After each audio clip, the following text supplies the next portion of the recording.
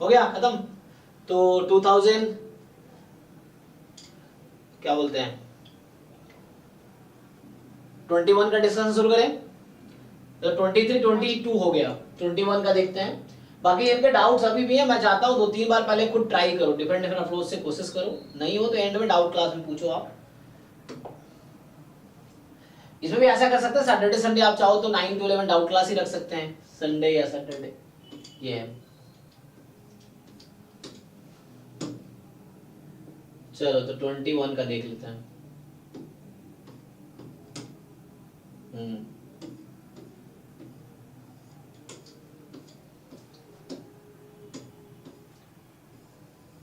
तो एप्टीट्यूड में ऑलरेडी करा रखा है, मैंने बताया ही था कि जो बैच 5 का पहला लेक्चर है उसमें आप जाओगे तो 2023, 22, 21, 20, 19 इन पांचों पेपर के एप्टीट्यूड हमने एक साथ डिस्कस कर लिए थे, 50 क्वेश्चन।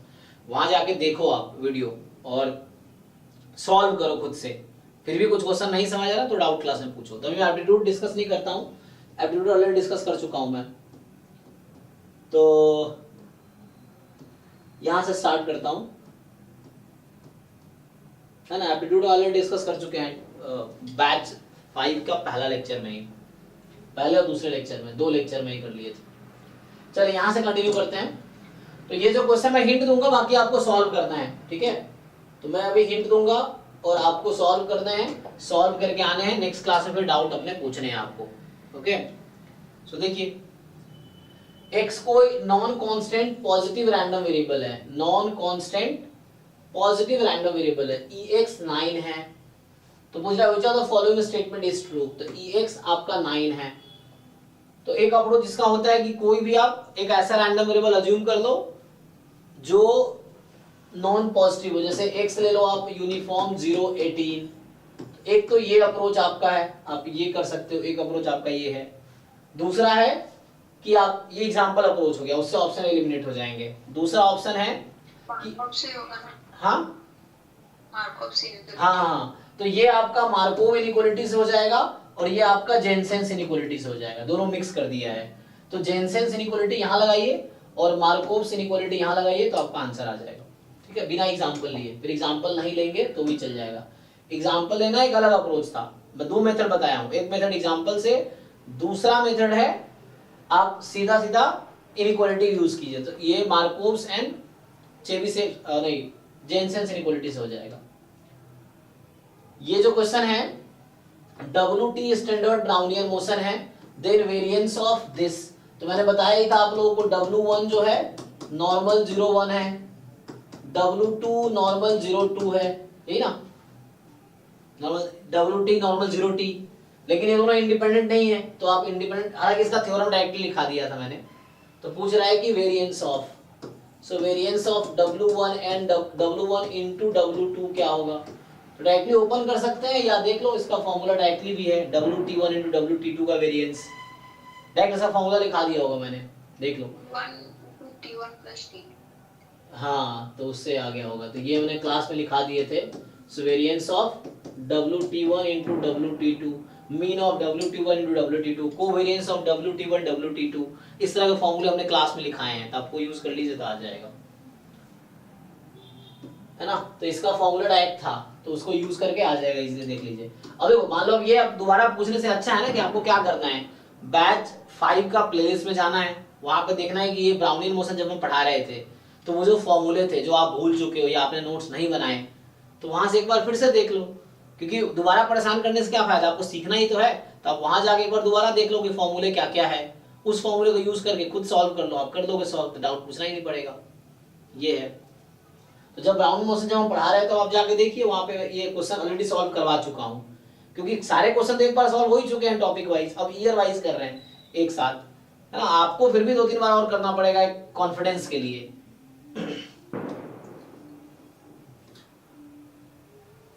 ये जो क्वेश्चन है कि x1 x2 रैंडम सैंपल है साइज 2 का, जिसका आपको पीडीएफ दे रखा है, पूछ क्या रहा है मेथड ऑफ मोमेंट एस्टिमेट। अब ये तो बहुत आसान क्वेश्चन हो गया ना, ex बराबर x बार करते हैं, देखते हैं क्या आता है। यहाँ पे आपके पास x1 x2 xn जो है रियलाइजेशन है रैंडम सैंपल साइज n का, जो कि नॉर्मल म्यू सिग्मा स्क्वायर से आया है। तो क्वेश्चन है which of the following statement is are true, कौन सा स्टेटमेंट ट्रू है। तो 95% confidence interval of mu based on this is unique when sigma is known. तो कॉन्फिडेंस इंटरवल यूनिक तो नहीं होगा है ना, क्योंकि वन साइड लेंगे दूसरा आएगा, नॉन वन साइड दूसरा आएगा, तो यूनिक तो नहीं होगा, ये तो गलत स्टेटमेंट कह रहा है। ठीक है ना, चाहे नोन हो या अननोन हो, स्टिल वी कैन फॉर्म एक 101% कॉन्फिडेंस लेवल है, तो हम उस कॉन्फिडेंस कोएफिशिएंट के बहुत सारे इंटरवल कंस्ट्रक्ट कर सकते हैं डिफरेंट लेंथ के। तो ये चीज है, तो डिफरेंट लेंथ के 95% confidence level for mu, this is not unique when this, हाँ ये सही है, चाहे नोन हो या अननोन हो, इससे कोई ज्यादा इफेक्ट नहीं पड़ेगा ना, देख लीजिए इफेक्ट पड़ेगा। तो आप चेक कर लीजिएगा आंसर, आप लोग आंसर की एक बार चेक कर लीजिएगा ना, तो पूछिए। ओनली अननोन होता तो फॉल्स हो जाता ना, ओनली अननोन, हाँ मतलब अननोन नोन एंड अननोन दोनों के लिए करते हैं, तो अगर यहाँ पे ओनली लिखा जाता तो ये फॉल्स हो जाता स्टेटमेंट। अच्छा, हाँ मतलब ऐसे है, हाँ मतलब ये क्योंकि कोई इसका रोल नहीं है, कॉन्फिडेंस इंटरवल हम ऐसे ही कंस्ट्रक्ट कर सकते हैं बहुत सारे सेम कॉन्फिडेंस का, तो वैसे नोन हो या अननोन इससे कोई ज्यादा इफेक्ट नहीं है, फिर भी कॉन्फिडेंस लेवल नॉन यूनिक ही रहेगा।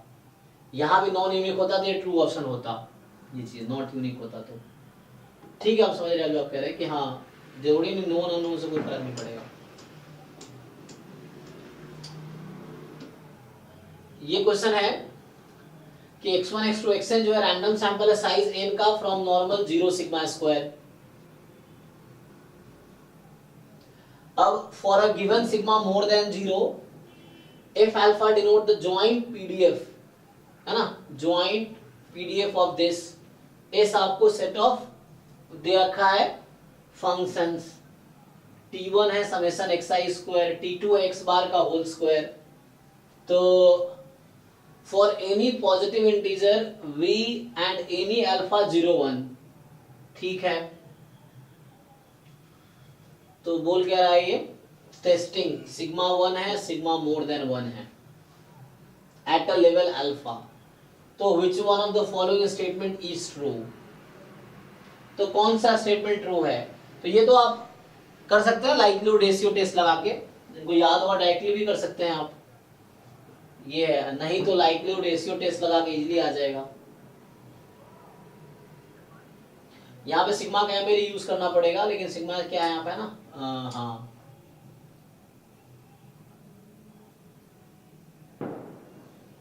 S has monotone likelihood ratio in T1 T2, तो पहले तो ये डिसाइड करना है T1 T2 में कौन सा, तो कोई भी जो S है ना आपके पास, S क्या है यहाँ पे, S बता रखा है इन्होंने,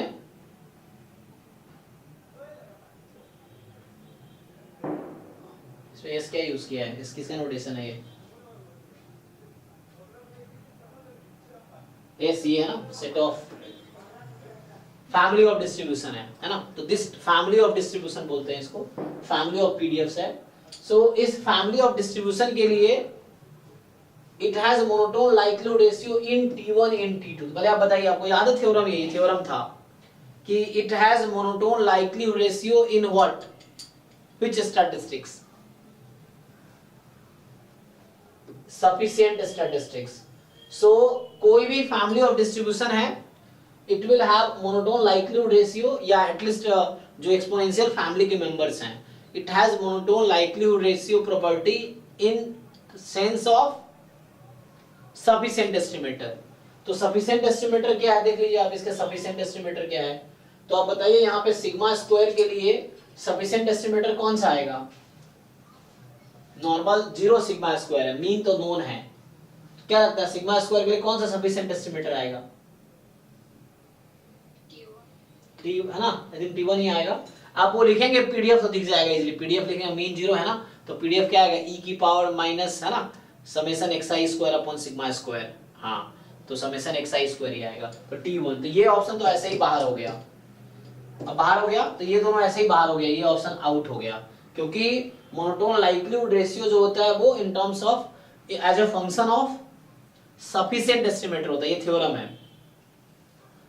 अब आपको देखना है कि H0 रिजेक्शन रीजन कौन सा है। तो सिंपली आपको बस ये टेस्ट करना है यहाँ पे कि साइज अल्फा कब आएगी, साइज अल्फा कब आएगी इसमें, है ना। ये टेस्ट करना है कि साइज अल्फा कब होगी। तो यहां से आपके पास क्या है कि प्रोबेबिलिटी, तो ये निकालना आसान है ना। अब देख लीजिए T1 का डिस्ट्रीब्यूशन तो निकाल सकते हैं, तो इसमें थोड़ा सा मल्टीप्लाई डिवाइड करके आपको देखना है क्या होगा। तो क्या होगा, मान लो इसका आता है काई स्क्वायर एन।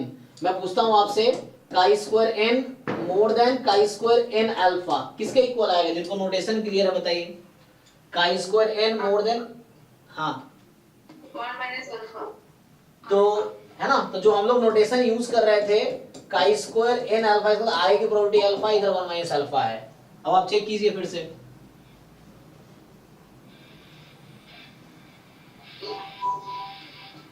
से alpha होगा ना? हाँ वही पूछ रहा हूँ क्या होगा, chi square n more than chi square n alpha, more than है 1 माइनस अल्फा, है ना। जल्दी में दुर्घटना होता है, जल्दीबाजी में, तो 1 माइनस अल्फा हो गया। क्योंकि आप गलत बोल देंगे तो उससे आंसर, सॉरी मैं क्या लिख रहा हूँ, पहले 1 माइनस अल्फा बोला था किसी ने ना, हाँ यहाँ पे क्या आएगा, काई स्क्वायर ये नंबर है मोर देन ना, मोर देन दैट, तो more than that is alpha actually, ठीक है अल्फा होगा। So this will be alpha not 1 minus alpha, alpha होगा।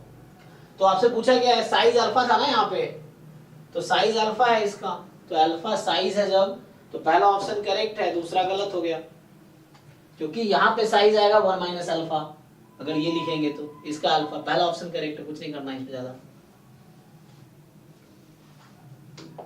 फिर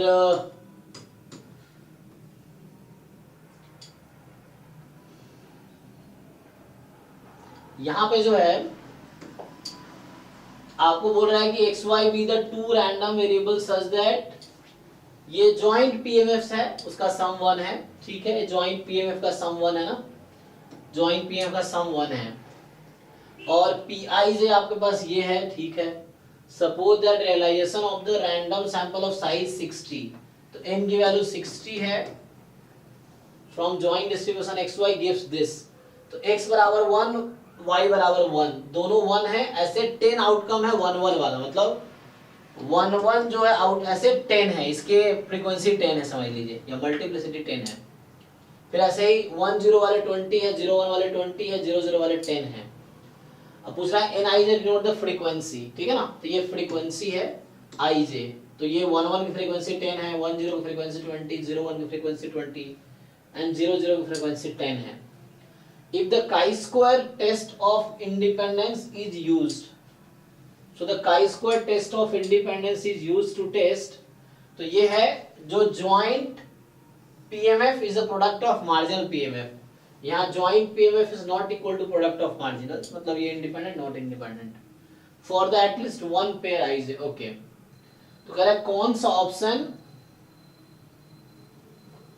so which of the following option statement is true, तो आपको यहाँ यूज करना है काई स्क्वायर टेस्ट, ठीक है ना। तो काई स्क्वायर टेस्ट में देखो आपके पास क्या है, यहाँ पे x के पास पॉसिबल वैल्यू है 0 1, y के पास 0 1, तो काई स्क्वायर टेस्ट में आपको याद है टेस्ट स्टैटिस्टिक्स क्या था और उसकी डिग्री ऑफ फ्रीडम क्या थी, आपको याद है ना, एक्सपेक्टेशन माइनस ऑब्जर्व्ड क्या था, याद है, Expression minus observed by observed, उसका whole square, chi square होता है।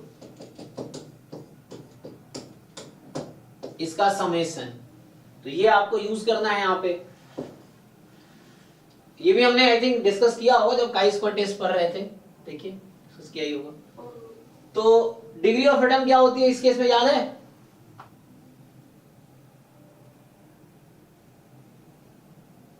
क्या था, r minus 1 into S minus 1, ये जो m minus 1 into n minus 1, एक की वैल्यू अगर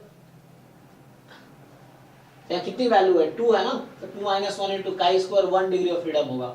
तो 1 डिग्री ऑफ फ्रीडम कौन सा वाला है, 1 डिग्री ऑफ फ्रीडम एक ये दिख रहा है, तो ये तो आउट हो गया, और है ना ये आउट हो गया। यहाँ से क्या बोल रहा है ये 3 डिग्री ऑफ फ्रीडम, ये भी है, अब बस आपको ये डिसाइड करना है कि टेस्ट स्टैटिस्टिक्स की वैल्यू क्या है। तो ये तो हमने कैलकुलेट करना सिखाया था आपको, तो जो लोग भूल गए वापस जाके वीडियो देखिए कि how to calculate expected minus observed upon observed का होल स्क्वायर निकालना है। तो ये टेस्ट स्टैटिस्टिक्स है। अब इसकी वैल्यू जो होगी आपको देखना है कि ये 20/3 है या 16/3 है, ये डिसाइड करना आपको। डिग्री ऑफ फ्रीडम 1 होगी, m-1 into n-1 था। Sir test statistics observe minus expectation फिर होल स्क्वायर बाय एक्सपेक्टेशन क्या था देखिए, वही बोल रहा हूँ क्या है यहाँ पे। अब ओ माइनस ई है। हाँ तो स्क्वायर में कोई दिक्कत नहीं है, अपॉन में ई है। o माइनस ई अपॉन ई। अब पता है लोगों को ठीक से याद ही नहीं, क्या तुम सारे बताते रहते हो, कोई चीज ठीक से याद नहीं आपको।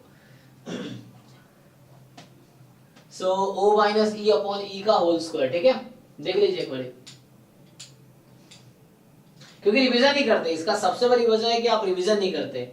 आपको लगता है एक बार सर ने पढ़ा दिया बस हो गया, अब सीधा एग्जाम के बाद देखेंगे क्या क्या गलती हुई। तो बीच में रिवीजन नहीं करेंगे तो भूल ही जाएंगे आप। रिवाइज तो करना पड़ेगा, चाहे सिलेबस हो चाहे पीवाईक्यूज हो, रिवीजन रिवीजन रिवीजन बहुत जरूरत है।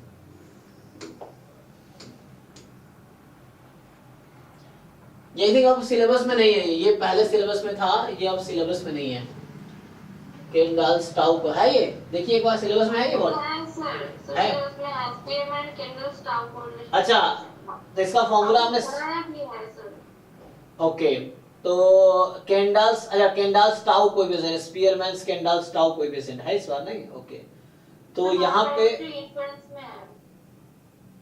तो इसका हमने क्या होगा आंसर, इसका आंसर तो मैं सॉल्यूशन करके भेजा था मैंने। हाँ ये कुछ ऐसा होता है xy < 0 ऐसा कुछ। हाँ तो आपको सॉल्यूशन समझ नहीं आया। हाँ वो फॉर्मूला इसका है, एक्चुअली इसका फॉर्मूला था कुछ इस तरह का फॉर्मूला है कि x into y < 0 या < 0 है, ये फॉर्मूला है। ठीक है, सॉल्यूशन में भेजा था ना करके इसका। अब ट्राई करके दोबारा बता दूंगा, पर देखना पड़ेगा मुझे भी। इसका फॉर्मूला है, जस्ट फॉर्मूला यूज करना है जस्ट इसका। तो ऐसा कुछ मैंने सॉल्व करके भेजे थे ग्रुप में एक बार।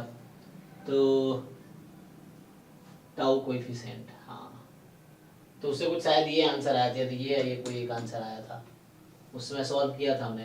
तो इसका मेन आपको फॉर्मूला देखना है क्या है, और फॉर्मूला पे इसको फिट करने की कोशिश करना है। तो ट्राई करके आइए, तो नेक्स्ट क्लास में फिर डाउट में पूछिए आप, तो मैं सॉल्व करता हूँ। पहले ट्राई करके आओ, सॉल्व तो होगा ही ना, सॉल्यूशन तो मिलेगा ही, पहले बता रखा है। यहाँ पे जो है आपके पास consider simple linear regression model आपको दे रखा है। तो ये सिंपल लीनियर मॉडल है and beta nought hat beta 1 hat are the ordinary least square estimator of this. ठीक है, तो आपसे पूछ रहा है कि और S2 आपको ये दे रखा है yi xi माइनस y बार। हाँ ठीक है, yi xi तो ओपन करेंगे तो वही आ जाएगा y x बार ना। क्योंकि इसको आप ओपन करेंगे क्या बनेगा, summation xi yi minus x बार y बार, ऐसा कुछ बन जाएगा। ये n भी आ जाए ना, ओके n x बार y बार ऐसा बनेगा। ओके S2 जो है तो ये कुछ ना कुछ उस टाइप का नहीं है। आप अगर इसको डिवाइड करेंगे तो ये sx x टाइप का, और ये होगा S2 जो है वो sxy टाइप का है ना। तो पूछ क्या रहा आपसे, y with observed value of this for a real constant see the variance of this. तो इसका डायरेक्ट तो फॉर्मूला होता है, डायरेक्टली फॉर्मूला आता है इसका। तो जो बीटा नॉट हैट है इसका वेरिएंस का डायरेक्ट फॉर्मूला आता है, क्या होता है बताइए। सर वो ये क्वेश्चन ये होगा, वेरिएंस लेंगे तो सी तो कांस्टेंट है, बाहर हो जाएगा। ए या बी, बी हाँ है ना, ये फॉर्मूला है, डायरेक्टली फॉर्मूला है। यहाँ पे S1 जो था आपका sxx है, तो देख लीजिए वहां पे लिखा होगा sigma square 1/n x bar square upon sxx। तो ये S1 इज sxx और ये S2 था sxy। तो अब बस फॉर्मूला, इसका डायरेक्ट फॉर्मूला है कि जो भी लीस्ट स्क्वायर एस्टिमेटेड्स हैं वो अनबायस्ड होते हैं, और उसका वेरिएंस का फॉर्मूला डायरेक्टली है। तो उसी डायरेक्टली स्ट्रेट फॉरवर्ड क्वेश्चन है ये फॉर्मूला पे, दिस इज जस्ट फॉर्मूला। ये जो क्वेश्चन है आपके पास कि x1 x2 x3 y1 y2 y3 y4 ये इंडिपेंडेंट रैंडम वेक्टर है इस तरीके से। तो जो xi सैंपल है वो इसको फॉलो कर रहा है, नॉर्मल 4 0 सिग्मा 1, और yi फॉलो कर रहा है नॉर्मल 4 0 सिग्मा 2। तो दोनों का वेरिएंस कोवेरिएंस मैट्रिक्स अलग है बस, है ना। तो पूछ क्या रहा है आपसे, z है सिग्मा 1 वर्स xx ट्रांसपोज सिग्मा, ठीक है, मतलब -1/2 है दिस। पहले ये बताइए क्या पूछ रहा है यहाँ से, x y दे रखा है, and if WMN sigma denotes a Wishart distribution of order m, ठीक है, with n degree of freedom and variance covariance matrix sigma. तो पूछ रहा है क्या होगा इसका, तो बताइए इसका डिस्ट्रीब्यूशन क्या आएगा, xx ट्रांसपोज और yy। W4 3i4 हो जाएगा। हाँ, दूसरा वाला W4 4 हो जाएगा। W4 4i, हाँ वही कन्वर्ट हो जाएगा, i4 ही बनेगा ये। तो यहाँ से आपका ये सम होकर Wishart directly degree of freedom add हो जाता है लाइक i²। तो ये W4 7, i4 आ जाएगा। इधर एक थ्योरम बेस्ड क्वेश्चन है ना, थ्योरम बेस्ड है कि xx ट्रांसपोज हैज विसार्ड डिस्ट्रीब्यूशन, और सिग्मा इनवर्स से डिवाइड कर दिया ताकि यहाँ पे i आ जाए ना। तो नॉर्मल 0 i होता तो डायरेक्टली ये आ जाता, तो यहाँ इसलिए क्या, क्योंकि यहाँ सिग्मा 1 है, सिग्मा 2, ठीक है। ये तो थ्योरम है, दिस इज द थ्योरम। तो विसार्ड p, और ये जो भी इसका n है ना, यहाँ पे 3 वो, and y1 y2 y3 y4 था, तो वहाँ 4 था तो 4 है, ठीक है ना। थ्योरम बेस्ड है, स्ट्रेट फॉरवर्ड क्वेश्चन है थ्योरम पे। तो आंसर आ गया विसार्ड 4 7 i4, है ना। तो ये वाला आ गया, मतलब ए ऑप्शन आ गया इसका, ओके। तो थ्योरम है डायरेक्टली। अब ये जो क्वेश्चन है आपसे पूछा है इसकी लिमिट क्या होगी, है ना। तो इसका कॉन्सेप्ट ये है कि पहले 2 बाहर कर लो आप, फिर इसको सिंप्लीफाई करो। हाँ, ये कल परसों भी एक क्वेश्चन मिला था इस पे, 3 वाला था वो मॉक टेस्ट में। तो उसमें हमने क्या किया था, जस्ट साइन स्क्वायर, देखो sine is just a constant, ये बाउंडेड क्वांटिटी है, तो इसको एज अ कांस्टेंट मान के भी आप काम कर सकते हो, नहीं तो सैंडविच थ्योरम लगा लो तो उससे वो दिख जाएगा।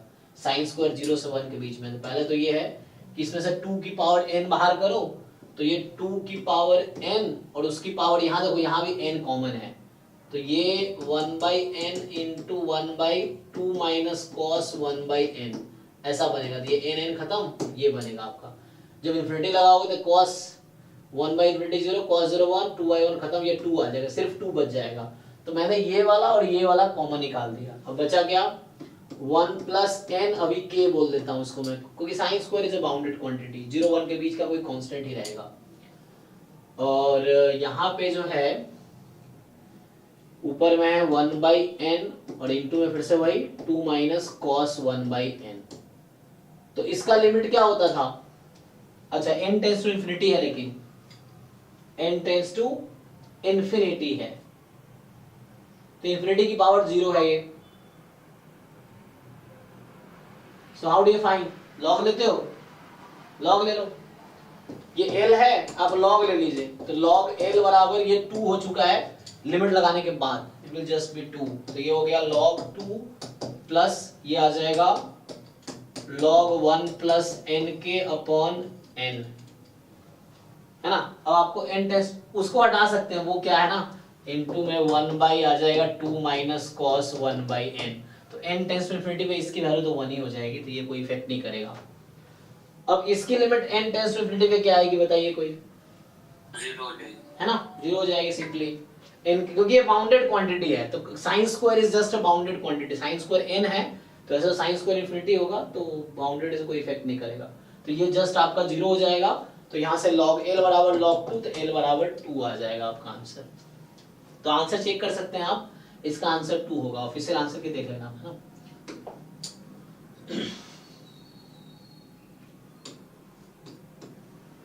अब ये जो क्वेश्चन है आपका, इसमें e of i plus pi पूछ रहा है ना।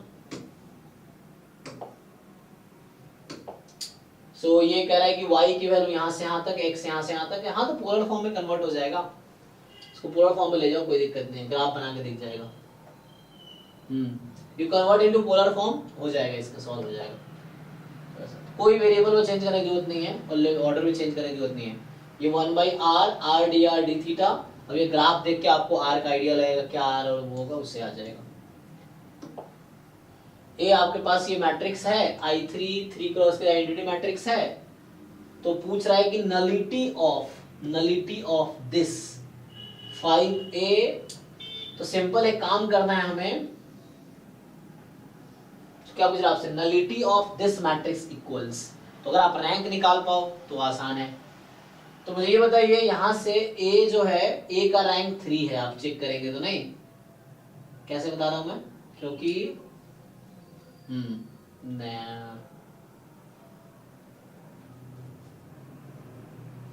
a का रैंक 3 आएगा। मतलब इसका ना number of linearly independent, rank का डेफिनेशन क्या है, एक नंबर ऑफ लीनियरली इंडिपेंडेंट रो और कॉलम्स। तो ये इंडिपेंडेंट है, देखिए ये वेक्टर ये वेक्टर ये वेक्टर इंडिपेंडेंट है। तो इंडिपेंडेंट है तो इसका रैंक 3 है। और रैंक 3 है जैसे फायदा क्या हो गया, डिटर्मिनेंट a नॉन जीरो होगा। ओके, तो डिटर्मिनेंट a नॉन जीरो हो गया। अच्छा, तो यहां से अगर हम डिटर्मिनेंट निकाले इसका तो 5 टाइम है ना, 5 की power 3 determinant a determinant I plus a square. ठीक, नहीं तो सबसे आसान पता क्या है, एक और यहां तक तो ठीक है। अगर आप इसका डिटर्मिनेंट का आपको आइडिया लेना पड़ेगा कि ये जीरो तो नहीं हो सकता। तो अगर ये नॉन जीरो हुआ, मान लो डिटर्मिनेंट इसका मान लो नॉन जीरो हुआ, तो इसका रैंक 3 हो जाएगा, नलिटी 0 हो जाएगी। ये है, तो पहले आपको ये डिसाइड करना पड़ेगा क्या है। तो उसके लिए गेस नहीं करेंगे हम, हमें गेस नहीं करना है। हम इसका आइगन वैल्यू तो निकाल ही सकते हैं ना, आप आइगन निकाल सकते हो। मान लो λ1 λ2 λ3 आ गई, फिर उसके हिसाब से इसकी आइगन वैल्यू देख लो, तो उससे हो जाएगी। मतलब somehow मुझे रैंक निकालना है ना, somehow we need to find the rank। और बहुत ज्यादा ये भी मुश्किल लगे ना तो एक काम, तो एक तरीका मैंने ये बताया, दूसरा मैं कह रहा हूँ आइगन वैल्यू निकालो, तीसरा इससे भी आसान तरीका मुझे ये समझ आ रहा है। अब जो मैं बोल रहा हूँ आपको लिख के देखना पड़ेगा कि ये आसान है ये आसान है, क्योंकि ऐसे अभी सिर्फ बता रहा हूँ, तो वो आपको सॉल्व करके देखना पड़ेगा क्या हो रहा है एक्चुअली, तो उससे आपको आइडिया मिलेगा क्या बेटर है। नहीं तो कुछ मुश्किल नहीं है भाई। यहाँ से क्या करो, इसको खोलोगे, ये 5 बाहर रख लो, चाहो तो 5 बाहर रख लो, a plus a square plus a cube. क्यों इतना टेंशन लेना है, मैं a स्क्वायर निकाल लूंगा, इतना ज्यादा मेहनत नहीं लगेगा, a क्यूब निकाल लूंगा। ठीक है, इसको मैं पुट कर दूंगा, तो इससे मेरा फायदा ये है कि इजिली 3 क्रॉस 3 की एक मैट्रिक्स आ जाएगी। अब इसका रैंक निकाल लूंगा मैं, 3 क्रॉस 3 आगे रैंक निकाल लूंगा, रैंक निकल जाएगी तो रैंक प्लस नलिटी बराबर नंबर ऑफ कॉलम्स। तो कॉलम्स में 3 है, तो रैंक अगर मान लो इसका रैंक 3 आया तो नलिटी 0 होगी। अब देखना पड़ेगा क्या है, तो सॉल्व करके देखना पड़ेगा कि रैंक क्या है, उसके हिसाब से डिसाइड होगा। तो रैंक पहले डिसाइड, रैंक अगर 2 आएगी तो नलिटी 1 आ जाएगी। तो आपको सॉल्व करके देखना पड़ेगा सीखने के लिए। एग्जाम में ऐसे ही नया क्वेश्चन आएगा, वहां आप तभी कर पाओगे जब आप अभी ट्राई करोगे ये सब क्वेश्चन, तभी तो वहां नया क्वेश्चन अटेम्प्ट कर पाओगे। ऐसा नहीं कोई सॉल्व किया हुआ क्वेश्चन ही वहां आएगा, ऐसा तो है नहीं कि जो आपने पहले सॉल्व किए वही क्वेश्चन आएंगे, ऐसा तो है नहीं। तो आपको नया क्वेश्चन अप्रोच करने का एक मतलब हिम्मत करना होगा, आपको ट्राई करना होगा कि नया क्वेश्चन करके देखते हैं, जैसे यही नया है अभी आपके लिए, करके देखिए ये सब खुद से, फिर आपको आइडिया मिलेगा हाउ टू अप्रोच। एक कोई 2 क्रॉस 2 की रियल मैट्रिक्स है जिसकी आइगन वैल्यू 1 और -1 है, ठीक, और करस्पॉन्डिंग आइगन वेक्टर ये दोनों है, करस्पॉन्डिंग आइगन वेक्टर ये दोनों है। a की पावर 2021 ये है, देखो तो a की आइगन वैल्यू 1 -1 है, तो a की पावर 2021 की आइगन वैल्यू इसकी पावर 2021 इसकी पावर 2021, तो वो 1 -1 ही होने वाली है। अब a की पावर 2021 का नाम मैं b रख देता हूं, अभी मान लो b है, तो हमें पता है कि b जो है उसकी आइगन वैल्यू 1 और -1 है, तो इजी है ना, b minus i v is equal to 0 v1 और b plus i into v is equal to 0 v2। v1 ये है, v2 ये है, तो मुझे आइगन वैल्यू भी दे रखी है, आइगन वेक्टर भी दे रखी है, पूछ रहा मैट्रिक्स बताओ, तो आ जाएगा। इस इक्वेशन से एक इक्वेशन बनेगी, इससे मतलब यहाँ से 4 इक्वेशन आएगी, यहाँ से 4 इक्वेशन आएगी, कुछ कॉमन ही आएगा, तो एट द एंड सॉल्व करके ABCD आ जाएगा। अब इसके लिए सॉल्व करके देखना पड़ेगा, हवा में नहीं सॉल्व होगा, आपको लिखना पड़ेगा, एक थोड़ा लेंथी क्वेश्चन है ये। तो आपको लिख के देखना पड़ेगा सभी लोगों को। सर यहाँ पे आइगन वैल्यू 2 और 3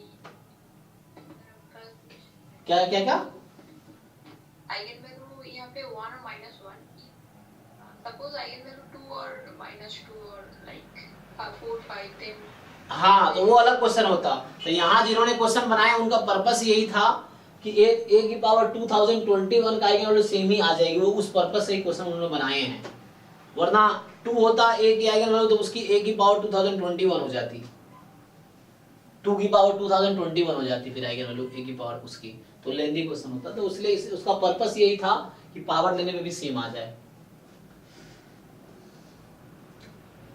यहाँ आपके पास ए बी 2 इवेंट है, बी की प्रोबेबिलिटी पता है, ये ए इवेंट बी कॉम्प्लीमेंट है, खोल दो इसको, P A plus P B complement intersection ले लो, and then A B independent बता रखा है तो ए इंटरसेक्शन बी लिख सकते हो आप, P A into P B, तो पी ए आ जाएगा, आसान है, कैलकुलेशन बेस्ड क्वेश्चन है, करके देखिए।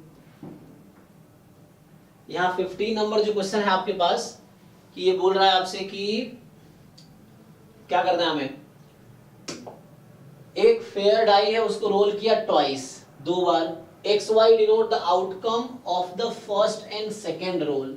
तो वही है कि x की वैल्यू हो सकता है 1 से 6 तक कुछ भी, y 1 से 6 तक कुछ भी हो सकता है। पूछ रहा है expectation of x plus Y given this, तो ये कुछ ऐसा है, expectation of x plus Y given, square हटाएंगे तो mod x minus Y is 1। अब आपको ऐसे आउटकम निकालने हैं जो इसमें होगा, फिर यही करना है, summation x plus Y probability x is equal to x comma y is equal to y, और ये summation over x minus Y equal to 1 upon probability mod x minus Y equal to 1, इस तरीके से आ जाएगा। तो ये formula लिख दिया मैंने, अब आप ट्राई करो सॉल्व करने का, नहीं तो नेक्स्ट क्लास में फिर डाउट पूछो, फिर मैं सॉल्व करूंगा। तो अभी तो आज मैं हाफ क्वेश्चन करूंगा, अगले क्लास में हाफ करूंगा, उसके बाद जो परसों क्लास होगी उसमें हम आप फिर से वही जैसे आपने 23 22 में किया था कि जो भी आपके डाउट्स हैं वो क्वेश्चन नंबर मुझे पहले ही भेज दो, ताकि मैं पहले ही देख लूं कि इससे क्लास में फिर बहुत ज्यादा टाइम ना लगे सोचने में।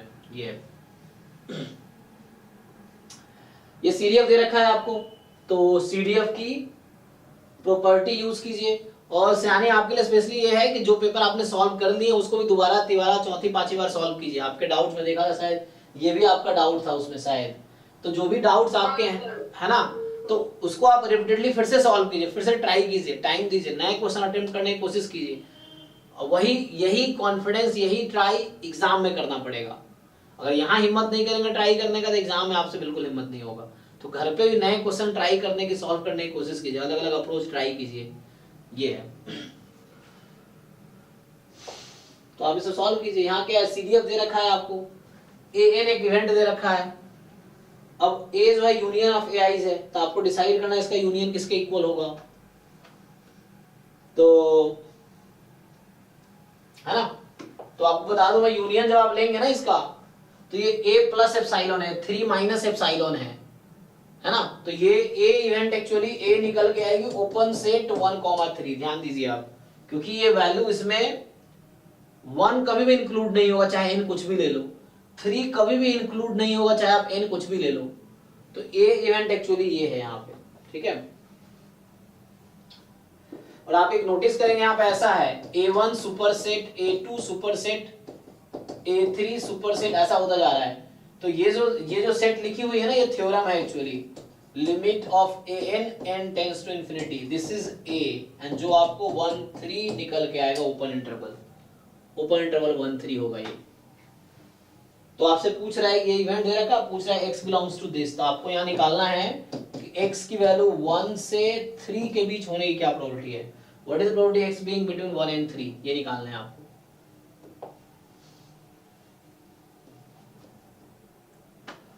यहाँ पे क्या है, the marginal PDF of kth order statistics of a random sample of size 8, अच्छा n8 है, और kth order statistics, the marginal PDF of kth order statistics, ये जो पीडीएफ एक्चुअली, ओके, तो मतलब ये कहना चाह रहे हैं x1 x2 x8 they are uniform 0-2, और ये जो पीडीएफ है kth ऑर्डर स्टैटिस्टिक्स का पीडीएफ है। तो बताओ k क्या है, तो यूनिफॉर्म है ना, डायरेक्टली पीडीएफ यूज की हो जाएगा। आपको कॉन्टिन्यूअस रैंडम वेरिएबल में rth ऑर्डर स्टैटिस्टिक्स का पीडीएफ पता होगा, उस पर फिट कर दीजिए, आ जाएगा। नहीं तो इतना नहीं करने का आसान तरीका है ना, देखिए each xi यूनिफॉर्म 0 2 है, तो xi अपॉन 2 क्या होगा, यूनिफॉर्म 0 1। अब मुझे बताइए kth ऑर्डर स्टैटिस्टिक्स अपॉन 2 का डिस्ट्रीब्यूशन क्या होगा, ये थ्योरम में पता ही होगा आप लोगों को, क्या होता है? So beta first kind. अब ये kth ऑर्डर स्टैटिस्टिक्स है, तो ध्यान दीजिए k n minus k plus 1 r n minus r plus 1, ठीक है। वो अलग बात है, k को जो 1 रखेंगे तो 1 n हो जाएगा, k को n रखेंगे तो n 1 हो जाएगा, लेकिन इन जनरल ये है k n minus k plus 1, ये है बीटा फर्स्ट काइंड। अब आप देख लीजिए यहाँ पे, तो जब आप पावर लिखेंगे इसका, तो बीटा जो k है x की पावर क्या बनेगी, k minus 1 and 1 minus x की पावर बनेगी n माइनस k, 1 कट जाएगा। अब ध्यान से देखो k माइनस 1 यहाँ किसके इक्वल है, 6 के, सो k माइनस 1 इज 6, तो k इज 7, और यहाँ n माइनस k n 8 है आपका, 8 माइनस k किसके इक्वल है, 1 के, तो k किसके इक्वल आ जाएगा यहाँ से, 7 के, मतलब 7 आ रहा है, आंसर इज 7। मैंने निकाल दिया ऐसे ही थ्योरम यूज करके, आ गया। चेक कर लीजिएगा बाकी आप लोग। मैं रफली ये एक आइडिया लिया हूं ना, अदरवाइज मुझे x/2x करना पड़ेगा, x/2 करना पड़ेगा, कोई दिक्कत नहीं है, 1 माइनस x/2 करना पड़ेगा, वो हो जाएगा, लेकिन आंसर सही है, 7 ही होगा आंसर। देखिए आप, अब ये नेक्स्ट क्वेश्चन जो है कि xn alpha sequence of independent random variable है, यहाँ 1 पे प्रोबेबिलिटी n की पावर 2 अल्फा है और 0 पे 1 माइनस n की पावर 2 अल्फा है। बोल रहा है s जो है set of alpha such that x alpha converges, xn alpha converges to 0 almost surely, ये कन्वर्ज कर रही है 0 ऑलमोस्ट श्योरली, तो बोल रहा है कि इन्फिमम ऑफ s बताओ, s में अल्फा की वो वैल्यू जिसके लिए ये कन्वर्ज कर रही है, xn alpha converges almost surely to 0। अच्छा, तो इसका क्राइटेरिया होता है ना कि weak law of large number या strong law of large number कब एप्लीकेबल है, कि क्या क्राइटेरिया था इसका,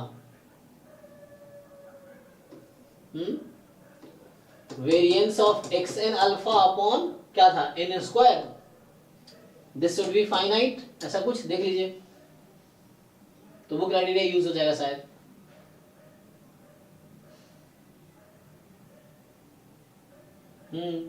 क्योंकि पीएमएफ है ना, नहीं तो आप डेफिनेशन से जाएंगे, डेफिनेशन से भी इसका जो एक्सपेक्टेशन होगा, मतलब ऑलमोस्ट श्योरली का मतलब क्या है, एक्सपेक्टेशन होता है ना, तो उस एक्सपेक्टेशन में जो समेशन होता है वो समेशन 1/n⁴ अल्फा होगा, और यहाँ पर अल्फा का वैल्यू 1 होना चाहिए ताकि वो कन्वर्जेंट हो, सीरीज कन्वर्जेंट होने के लिए n ग्रेटर देन 1 होना पड़ता है, तो इसलिए वो अल्फा का वैल्यू 1 होगा, मिनिमम वैल्यू।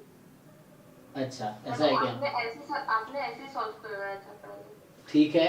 तो यहाँ पे वो वही समेशन, अच्छा वो लिखा होगा समेशन ऑफ वेरिएंस ऑफ, क्या लिखवाया होगा, नहीं आपने लिखा था आपने एक्सपेक्टेशन लिया था, हाँ मीन आपने लिया था एक्सपेक्टेशन ऑफ आपने xn अल्फा लिया था, उसका वैल्यू आ रहा है 1 into summation of 1 into 1/n to alpha, expectation तो ये आ गई, हाँ एक्सपेक्टेशन आपका xn अल्फा जो है तो यही आ जाएगा 1 अपॉन n की पावर 2 अल्फा, हाँ हाँ फिर हाँ, फिर सर n का अपने समेशन लिया था, तो फिर इस ये सीरीज मतलब ये जो सीरीज है वो कन्वर्जेंट, ये कोई थ्योरम थी ना, हाँ ये कोई थ्योरम थी, हाँ ये सीरीज कन्वर्जेंट होने के लिए अल्फा का वैल्यू ग्रेटर देन 1 होना पड़ता है, हाँ वहां पे थ्योरम, ये सीरीज से अल्फा का वैल्यू मिनिमम वैल्यू 1 होगा, so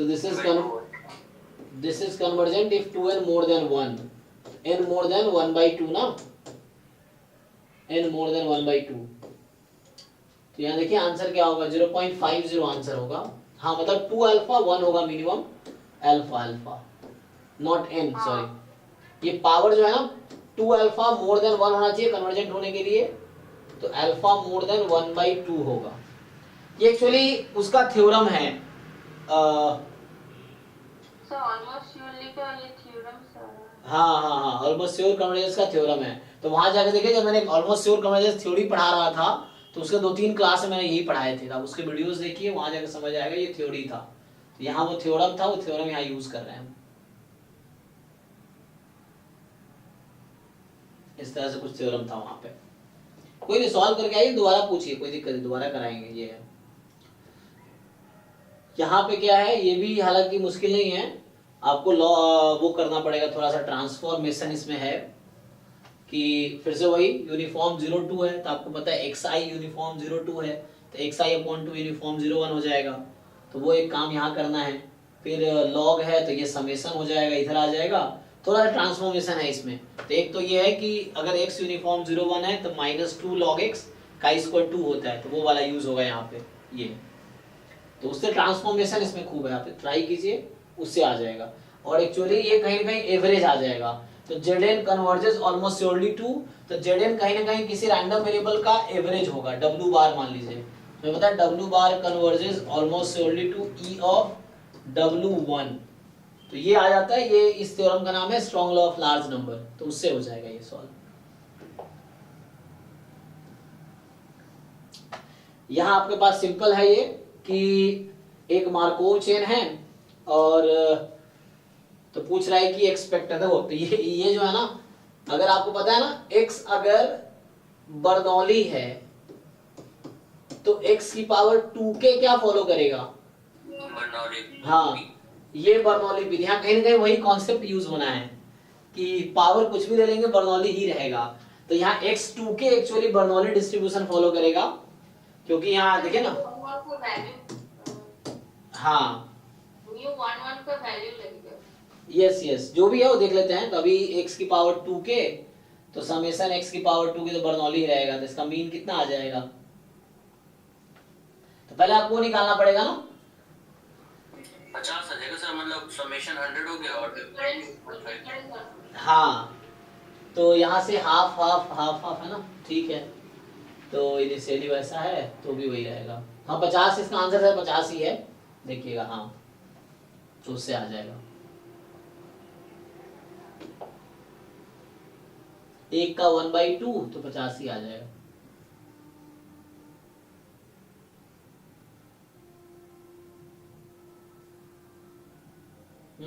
x0 x1 वही है एक्चुअली। इसका स्टेशनरी डिस्ट्रीब्यूशन भी निकालेंगे ना आप, तो यही आ जाता है, बर्नौली ही आता है ये, आई थिंक हाफ हाफ ही आ जाएगा अगर आप स्टेशनरी डिस्ट्रीब्यूशन निकालेंगे इसका, तो इसीलिए 0 पे हाफ यही वाला आ जाएगा।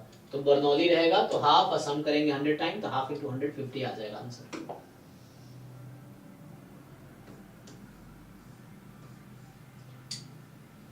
फिर 0-2 क्या है, रियलाइजेशन है रैंडम वेरिएबल का, साइज 2 का, बाइनोमियल है, टेस्ट कर रहे हैं p 1/2 p not 1/2। तो observed value of likelihood ratio test statistics, तो यहाँ लाइक्लीहुड रेशियो टेस्ट से टेस्ट स्टैटिस्टिक क्या आएगा उसकी वैल्यू निकालनी है हमें। तो लाइक्लीहुड रेशियो टेस्ट लगाइए, देखिए क्या आता है, LH0/LH1, यहाँ रैंडम सैंपल साइज 2 का ही है, बस आ जाएगा। आपको लाइक्लीहुड रेशियो निकालना पड़ेगा, तो उससे पता चलेगा क्या आता है। यहाँ जो है कॉन्सेप्ट कि ये पीडीएफ है, आप यहाँ कॉन्सेप्ट जो यूज हो रहा है कि CDF of x follows uniform 01 वो होगा, तो आप इसका सीडीएफ निकालिए, कहीं ना कहीं इसका मल्टीपल आएगा, तो आपको डायरेक्टली इसका डिस्ट्रीब्यूशन दिख जाएगा, यूनिफॉर्म 01 हो जाएगा, तो उसके हिसाब से आंसर आ जाएगा इजीली। इसमें ये कॉन्सेप्ट है कि इसका सीडीएफ फॉलो करता है यूनिफॉर्म 01। यहाँ पे जो है कि x y1 y2 random vector है, इसका मीन वेक्टर ये है, वेरिएंस कोवेरिएंस मैट्रिक्स ये है, value of the multiple correlation coefficient between y and it's base linear product of x1 x2। So y ये हमने किया था फॉर्मूला, अब ये बेस वाला वर्ड छोड़ दो, कोई दिक्कत नहीं है। सो कोरिलेशन कोएफिशिएंट बिटवीन y और जहां पे x1 x2 आपको फिक्स हो समझो, तो उसका क्या होगा, तो इसे डायरेक्ट फॉर्मूला था, क्लास में लिखाया था हमने, multiple correlation coefficient between, direct formula था। देखो आप वीडियो पुराना जाके अगर भूल गए फॉर्मूला तो, और उसको आप अप्लाई कीजिए तो आ जाएगा, इजीली आंसर आ जाएगा। हमने सॉल्व किया था पार्शियल है ना कोरिलेशन कोएफिशिएंट और multiple correlation coefficient, formula direct straight forward formula था, तो उस पे पुट कीजिए आंसर आ जाता है। यहाँ पे जो है कि x1 x2 x3 with random sample this, okay, तो आप टेस्ट कर रहे हैं, म्यू 0 है, म्यू नॉन जीरो है, बेस्ड ऑन दिस रियलाइजेशन। तो ये x1 रैंडम वेक्टर की वैल्यू, ऑब्जर्व वैल्यू है, x2 x3, तो पूछ रहा है कि p वैल्यू पूछ रहा है। अच्छा, तो p वैल्यू का डेफिनेशन तो आप लोग जानते ही हैं कि जो टेस्ट स्टैटिस्टिक्स है मोर देन इस ऑब्जर्व्ड वैल्यू, तो यहाँ टेस्ट स्टैटिस्टिक्स क्या आता है टेस्टिंग प्रॉब्लम में,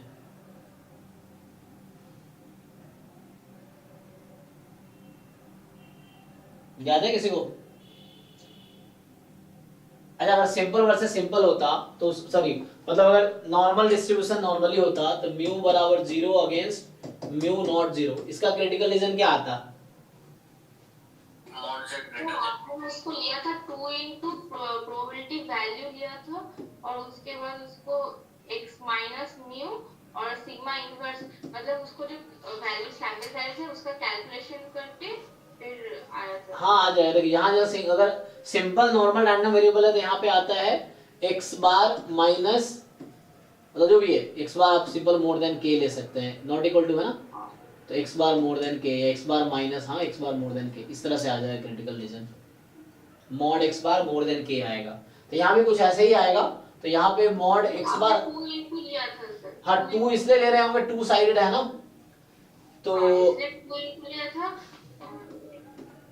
देखिए 2 क्यों लेते हैं? मोड हटाने के लिए, क्योंकि 2 साइड है ना, तो इधर वाला और इधर वाला ऐड करना है, तो मॉड नहीं लिया होगा इसलिए 2 लिया होगा, तो ये मॉड हट जाएगा, फिर जस्ट x बार मोर देन ऑब्जर्व्ड वैल्यू, और ये ऑब्जर्व्ड वैल्यू चेक कीजिए 0 ही आ जाएगा, तो इसलिए इसका आंसर हाफ, और इनटू ये बाहर 2 है ना, तो ये हाफ आ जाएगा, दिस इज हाफ एंड बाहर 2 है, तो ये कट के आंसर इसका 1 होगा। ठीक सही सर, सर ये 1 आया है सर। तो ये राउंड ऑफ क्यों कह रहा है करने को, ये वैसे फालतू कर रखा है, इसका 1 आंसर आ जाएगा, क्योंकि ये क्रिटिकल, यहाँ भी वैसे ही क्रिटिकल ले जाएगा, मल्टीवेरिएट में जनरलाइज हो जाएगा, तो वही जैसे यहाँ बोला मॉड, वहाँ बोला ना mod x more than k, तो वहाँ p वैल्यू निकालने हो तो क्या करेंगे, k के जगह पे ऑब्जर्व्ड वैल्यू यूज करेंगे, 2 टाइम्स ले करेंगे, दोनों साइड है ना, मॉड है तो इधर भी है उधर भी रीजन है, तो एक रीजन का निकालो डबल कर दो, इसलिए मॉड हटा दिया, तो 2 टाइम प्रोबेबिलिटी x बार मोर देन k उसकी ऑब्जर्व्ड वैल्यू है, तो उससे आ जाएगी। सेम यहाँ भी कर रहे हैं हम वही चीज, तो इससे आ जाएगा। यहाँ पे जो है आपके पास ये सिंपल लीनियर रिग्रेशन मॉडल फिर से है, और xi जो है फिक्स्ड है, और this okay, alpha cap and beta cap ordinary list square estimator है, ठीक है। ये तो जैम में भी क्वेश्चन आता है ये सब ना, आप देखो जैम पेपर में आया हुआ है क्वेश्चन कि आपको डेटा पॉइंट x1 y1 है ना, ये 1 2 3 3 पॉइंट है आपके पास, सो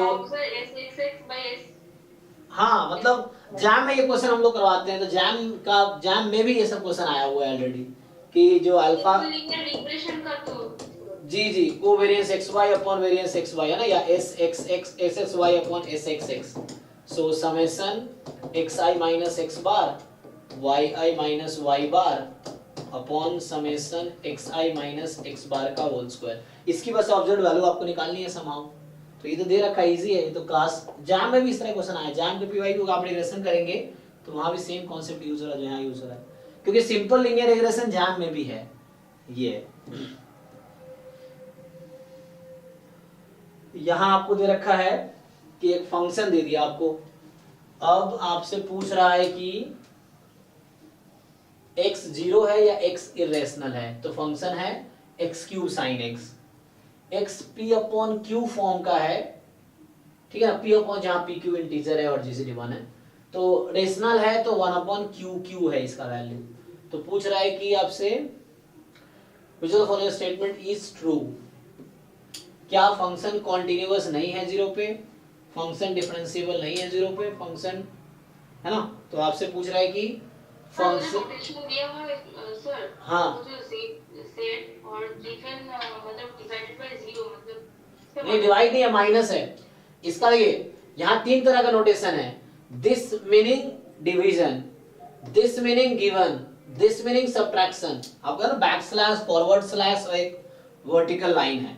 तो प्रोबेबिलिटी में आप ये कंडीशनल प्रोबेबिलिटी में आप देखते होंगे हम ये यूज करते हैं, a given b, x upon y तो ये यूज करते हैं, x माइनस y तो ये यूज करते हैं।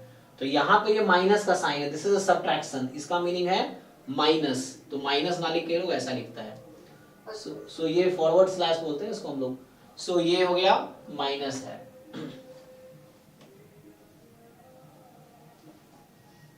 तो ये मतलब नॉन जीरो इंटीजर कहना चाह रहा है। सो अब क्या कहना चाह रहा है कि f कॉन्टिन्यूअस नहीं है जीरो पे, तो डिसाइड करो भाई कॉन्टिन्यूअस कैसे होगा। तो कॉन्टिन्यूअस होने के लिए x tends to zero,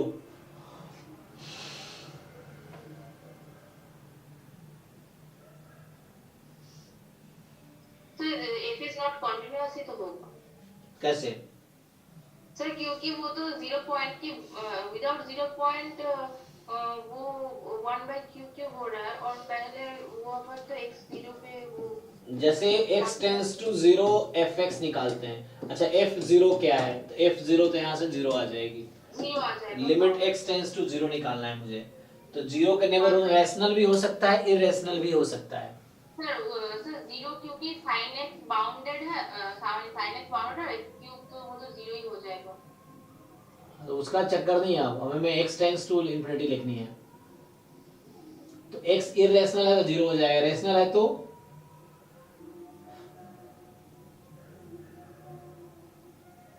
continuous तो दिख रहा है। This common divisor 1 है, आप देखिए। नहीं वो कोई, अरे इसका कोई दिक्कत नहीं है उसका। वो कहना चाह रहा है कि ये आपने रैशनल नंबर का डेफिनेशन पढ़ा होगा, the number which can be written in the form of p upon q where pq are integer and q is non zero and pq are coprime. तो वही लिख रहा है, वो रैशनल नंबर का डेफिनेशन लिख रहा है। ये जो इतना लंबा चौड़ा लिखा है ना, इसका सिर्फ मीनिंग इतना लिखने का है कि x is a rational number, simple, और कुछ नहीं। सर इस बार में सर वो उस टाइप के क्वेश्चंस में तो वो डिसकंटीन्यूअस होता ना, वहां होता था जिस पॉइंट पे इक्वल होगा उस पॉइंट पे इक्वल होगा, वहां कॉन्टिन्यूअस होगा। तो ये दोनों इक्वल कब होगा? देखिए ये दोनों इक्वल कब होगी? जीरो पे ये इक्वल कब होगा? जब q वेरी लार्ज होगा, तो ये जीरो हो जाएगी और ये जीरो हो जाएगी। तो जीरो पे कॉन्टिन्यूअस तो होगा, है ना। देखिए ऑप्शन देखिए आप लोग क्या कह रहे हैं। और डिफरेंशिएबिलिटी के लिए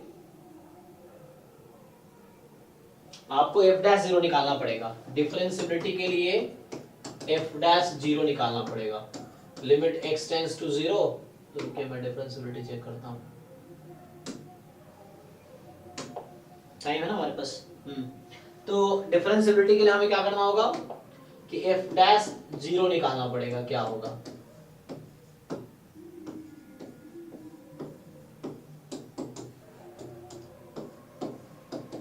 f0 तो 0 ही है, तो ये somehow fx अपॉन x बच गया, और fx अपॉन x बच गया। तो अगर रैशनल है तो x क्यूब, तो x स्क्वायर साइन 0 ही हो जाएगा। नहीं, अगर इररेशनल है तो है ना, इरेशनल नहीं है। रेशनल है तो क्या होगा? fx हो जाएगा 1/q की पावर q, और अपॉन में x क्या है? p upon q। तो अपॉन में x मतलब p अपॉन q। एक q को काट देगा तो p अपॉन q की पावर स्क्वायर हो जाएगी, और x टेंड्स टू 0 है तो p अपॉन q लगभग 0 है, तो ये 0 ही हो जाएगा। तो डिफरेंशिएबल भी होगा, चेक कीजिए आप। तो डिफरेंशिएबल भी है ये। और डेरिवेटिव मैंने निकाल दिया, डेरिवेटिव कितना आया? 0 आया। तो ये ऑप्शन सही है, ये गलत है, क्योंकि यहाँ x क्यूब साइन x रखेंगे आप, और अपॉन x है, x स्क्वायर साइन x रहेगा, x टेंड्स टू 0 पे 0 हो जाएगी। ये जब आएगा तो यहाँ पे 1/q होगा, x है तो x क्या है यहाँ पे? p अपॉन q फॉर्म का है, तो p अपॉन q फॉर्म का है तो ये कैंसिल हो गया, p अपॉन q दिस, और x टेंड्स टू 0 है ना, तो यहाँ p अपॉन q एक x है वो 0 हो जाएगा अप्रॉक्स, क्यू बहुत लार्ज है, वैसे भी 0 ही हो जाएगा, तो 0 ही आएगा। तो ये सी ऑप्शन करेक्ट होगा यहाँ पे। अब आंसर, ऑफिशियल आंसर की में चेक कीजिए क्या है। यहाँ पे आपको कह रहा है कि f0 इन्फिनिटी टू r में फंक्शन है जहां r denote the set of all real numbers, which one of the following statement is true. अगर f बाउंडेड है और कॉन्टिन्यूअस है तो यूनिफॉर्मली कॉन्टिन्यूअस होगा।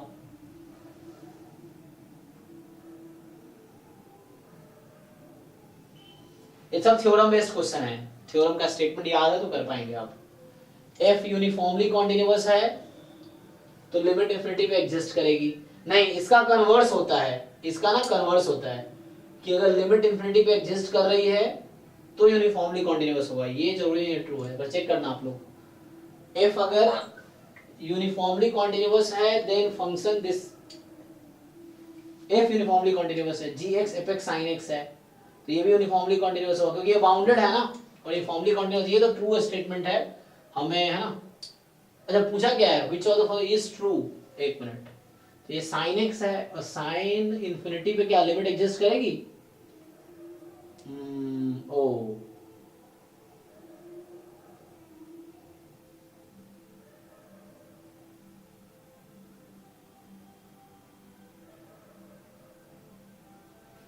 चेक कीजिए आप लोग, f कॉन्टिन्यूअस है और लिमिट फाइनाइट है तो ये यूनिफॉर्मली कॉन्टिन्यूअस होगी। फंक्शन कॉन्टिन्यूअस इंटरवल पे, एंड पॉइंट पे लिमिट फाइनाइट है तो ये तो मुझे ट्रू दिख रहा है पक्का।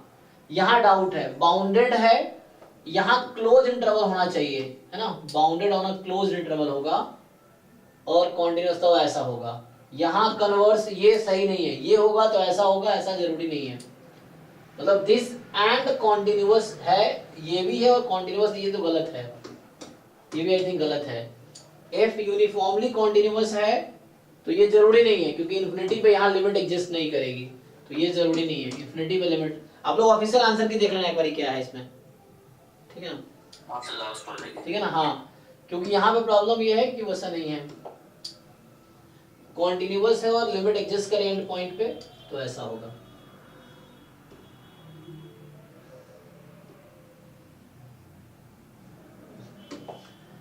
फंक्शन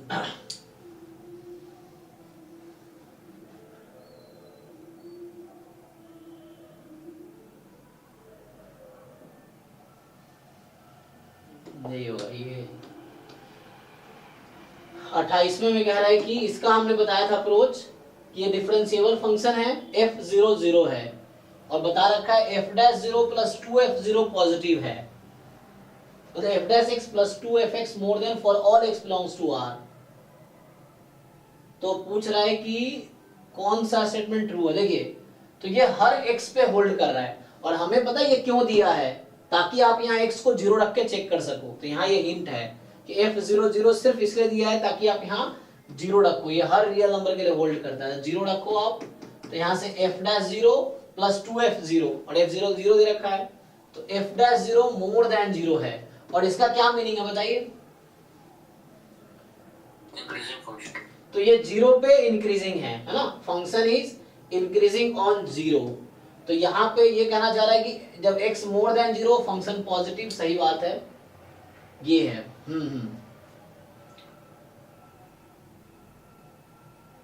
और 0 पे 0 है, ठीक है ना, और 0 पे इंक्रीजिंग है तो ऐसा ही होगा।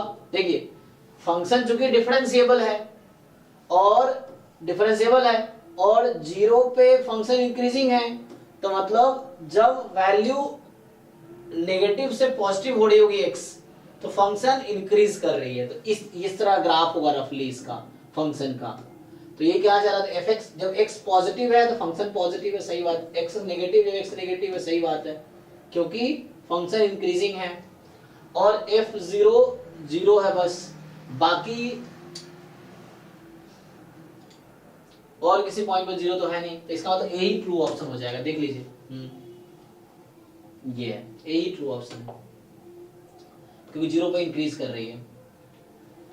यहां जो है m कोई कलेक्शन है 3x3 का real symmetric positive definite, real symmetric positive definite है ना, मैट्रिक्स है। और कह रहा है कि A एक S में ऐसा मैट्रिसेस है जहां पे a की पावर 50 माइनस 1/4 a की पावर 48 0 है। तो number of element in S equals, एक तो रियल सिमेट्रिक पॉजिटिव डेफिनेट है। सर आपने a टू द पावर 48 ले लिया था मतलब कॉमन, फिर उसके बाद वहां से क्वाड्रेटिक फॉर्म आ गया था, उसको सर सॉल्व करके आपने मतलब उसको लैम्डा पकड़ के उसका वैल्यूज आ गया। ओके, तो यहां से आ गया a की power 48 a square minus 1/4 i। तो यहां से लैम्डा की power 48 lambda square minus 1/4 is 0। तो लैम्डा इज 0 और लैम्डा इज प्लस माइनस 1/2, यही ना। हाँ और ये सिमेट्रिक पॉजिटिव डेफिनेट है। तो पॉजिटिव डेफिनेट का डिटर्मिनेंट क्या होता है? पॉजिटिव डिफरेंट का डिटरमिनेंट हमेशा पॉजिटिव होगा, पॉजिटिव ही होगा।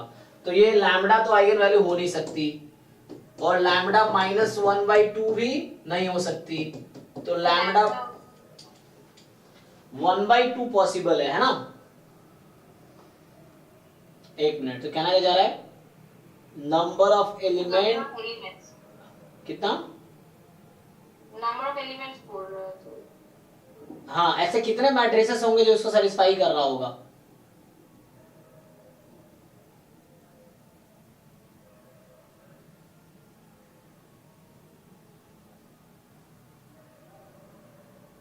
अच्छा, इनवर्स से मल्टीप्लाई कर दोगे तो यहां से आ जाएगा।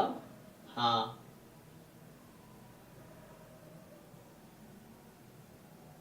ये 3x3 का है। तो लैम्डा सिर्फ 1/2 हो गया। ऐसी मैट्रिक्स जिसकी आइगन वैल्यू सिर्फ 1/2 है, पॉजिटिव डेफिनेट है। सो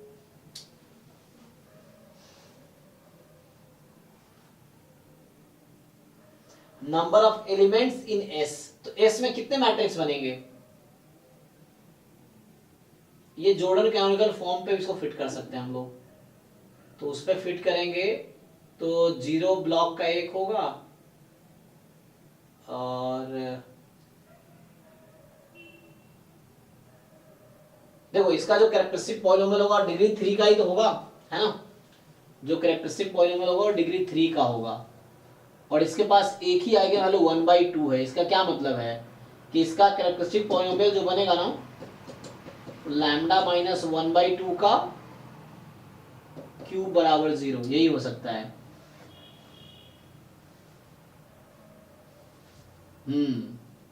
तो मतलब 1/2 ही इसकी सिर्फ आइगन वैल्यू होगी विथ मल्टीप्लिसिटी 3। हाँ, so it has only eigen value 1 lambda 1/2 with multiplicity 3।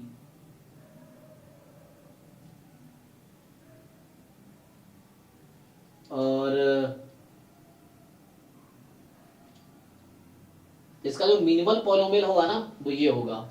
इसका जो मिनिमल पॉलिनोमियल होगा वो होगा लैम्डा माइनस 1/2। कैसे?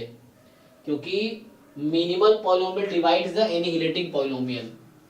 तो यहां से जो एनिहिलेटिंग पॉलिनोमियल ये है ना, ये जो एनिहिलेटिंग पॉलिनोमियल है इसके पास 3 फैक्टर है ना। एक तो लैम्डा है, अलोन बात कर रहा हूं, एक लैम्डा माइनस 1/2, एक लैम्डा प्लस 1/2। इसको अगर आप ब्रेक करेंगे तो ये बनेगा ना लैम्डा की power 48 lambda minus 1/2 lambda plus 1/2।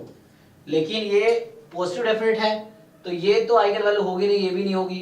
तो this is the possible factor. तो मिनिमल पॉलिनोमियल सिर्फ ये है, मिनिमल पॉलिनोमियल जो होगा वो ये होगा, और इसका मतलब ये हुआ, और इसकी पावर 1 है। तो मतलब एक ही ब्लॉक बनेगा 3x3 का। तो ये हाफ हाफ हाफ 1 1। तो ये मैट्रिक्स है, और कोई दूसरी मैट्रिक्स आपको नहीं मिलेगी। ये जॉर्डन ब्लॉक बनाया मैंने 3x3 का, ये 3x3 का जॉर्डन ब्लॉक बनाया है। एक ही है ना, पावर 1 है ना, so there will be just 1 block of 3x3। Half eigen value का सिर्फ 1। तो एक ही मैट्रिक्स पॉसिबल है, दिस इज जस्ट ए। इसके अलावा और कोई दूसरा ए नहीं मिलेगा। ये चेक कर लीजिए, पॉजिटिव डेफिनेट है तो there is just 1 matrix and this is that matrix. तो ये किस कॉन्सेप्ट पे है? Jordan canonical form, Jordan block concept पे है ये। और अभी के लिए लास्ट क्वेश्चन डिस्कस करते हैं ये वाला, ठीक है ना। 30 करेंगे, फिर 35 क्वेश्चन अगली क्लास में करेंगे कल। तो इसमें तो ये था कि A कोई 3x3 रियल मैट्रिक्स है और I3 plus A invert time हो गया है क्या, है ना अभी। तो I3 प्लस A इन्वर्टिबल है। B है आपके पास I3 plus A upon this. तो मान लीजिए A की आइगन वैल्यू लैम्डा है, ठीक है ना। तो B की जो आइगन वैल्यू होगी वो हो जाएगी 1 minus lambda upon 1 plus lambda, क्योंकि इसकी आइगन वैल्यू 1 माइनस लैम्डा, इसकी आइगन वैल्यू 1 प्लस लैम्डा। तो 1 minus lambda upon 1 plus lambda होगा। Then which of the following statement is true, कौन सा स्टेटमेंट ट्रू है। तो यहां से क्या होगा,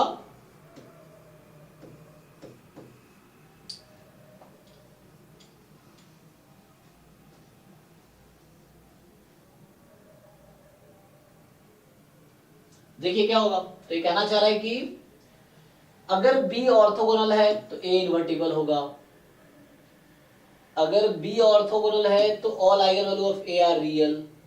B अगर स्क्यू सिमेट्रिक है तो A ऑर्थोगोनल होगा। B स्क्यू सिमेट्रिक है then determinant of A equal to -1। देखो सबसे आसान एग्जांपल ये है, जैसे बोलो ना B ऑर्थोगोनल है, तो A अगर मैं जीरो मैट्रिक्स ले लूं ना, A अगर मान लो जीरो मैट्रिक्स ले लेता हूं मैं A को, तो क्या होगा, A को अगर आप जीरो मैट्रिक्स लेंगे तो B किसके इक्वल आ जाएगा, आइडेंटिटी मैट्रिक्स के, है ना। तो ऑर्थोगोनल तो है आइडेंटिटी मैट्रिक्स, तो इन्वर्टिबल तो नहीं है, तो ये गलत हो गया। मैंने A को जीरो मैट्रिक्स लिया तो B क्या हो गया, आइडेंटिटी मैट्रिक्स। तो B आइडेंटिटी है तो ऑर्थोगोनल तो है, लेकिन A तो इन्वर्टिबल नहीं है। कह रहा है कि B ऑर्थोगोनल है तो all eigen value of A are real. तो अभी मैंने जीरो मैट्रिक्स लिया तो ओके है। तो ठीक है, ऑर्थोगोनल देखते हैं उसका भी। B अगर स्क्यू सिमेट्रिक है तो B स्क्यू सिमेट्रिक कब होगा, अगर A को मैं आइडेंटिटी मैट्रिक्स ले लूं, अगर A को आइडेंटिटी ले लूंगा, अच्छा तो ये ट्रू आ जाएगा, मुझे फॉल्स दिखाना है। अच्छा स्क्यू सिमेट्रिक का मतलब ये इजी है, ये बहुत इजी। आपको क्या करना है बस यहाँ पे बोला ना B स्क्यू सिमेट्रिक है, तो मतलब मुझे B transpose is equal to -B रखना है, और यहाँ से सिंप्लीफाई करके कुछ ना कुछ निकल के आ जाएगा। हाँ ये तो मैं किया था क्लास में शायद सॉल्व, है ना उससे। और कह रहा B स्क्यू सिमेट्रिक है, डिटरमिनेंट ऑफ A -1 है। तो आई थिंक इसका ऑप्शन क्या आता है, शायद ये C आता होगा, है ना, C आएगा। अब B ट्रांसपोज को -B रखिए और इससे सिंपली ये निकल के आ जाएगा A into A transpose I। शायद आपको सॉल्व करना पड़ेगा उसके लिए, तो उसके लिए हमें सॉल्व करके दिखाना पड़ेगा। ठीक है, तो इसको नेक्स्ट क्लास में करते हैं, आप सॉल्व करके आइए। तो पहला 30 क्वेश्चन आप अच्छे से सॉल्व कीजिए, मतलब एक नोटबुक में लिख लीजिए के क्वेश्चन, जो डाउट रहेगा वो डाउट क्लास में डिस्कस करेंगे। तो अभी हम यही सॉल्व करते हैं, और नेक्स्ट क्लास में कल मैं 31 से लेके 65 तक ऐसे डिस्कस करेंगे, फिर परसों उसका डाउट डिस्कस होगा। बाकी आप लोग सॉल्व करते रहिए 23, 22 और बाकी जैम और गेट के PYQ सॉल्व करते रहिए, मॉक टेस्ट देते रहिए, बस काफी है इतना ही। और सिलेबस भी रिवाइज करते रहिए, सिलेबस, मॉक टेस्ट, PYQ, बस हो गया। ठीक है, okay, thank you, good night. Thank you sir.